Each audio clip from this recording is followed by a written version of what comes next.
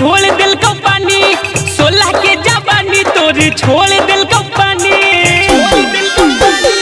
16 के जवानी तोर छोड़ दिल को पानी। जहिया नया नया हलोई मशीन गे, नया नया हलोई मशीन गे, मारल हलो हमर भाई का सीन गे, छौड़ी मारल हलो पहले भाई का सीन गे।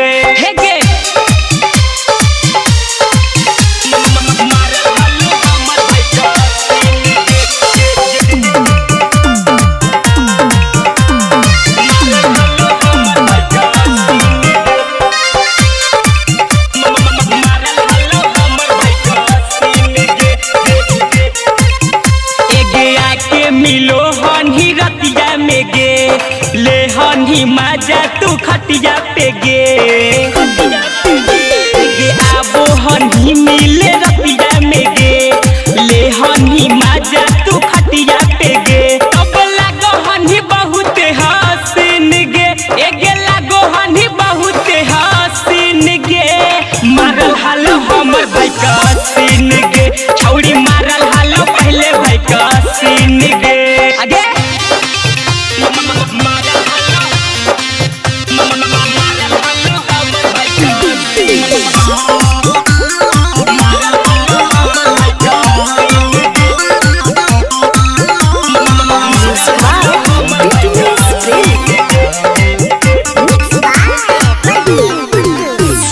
दिलवा में अगिया लगा देनी गे, भतरा के अपन बता देनी गे, दिलवा में अगिया लगा देनी गे, भतरा के अपन बता देनी गे। रंजन रोशन के तू करही पसीन गे, प्रदीप करण के तू करही पसीन गे, मारल हालो हमर भाई का सीन गे, छौड़ी मारल हालो पहले भाई का सीन गे। हे गे छू के देख ले।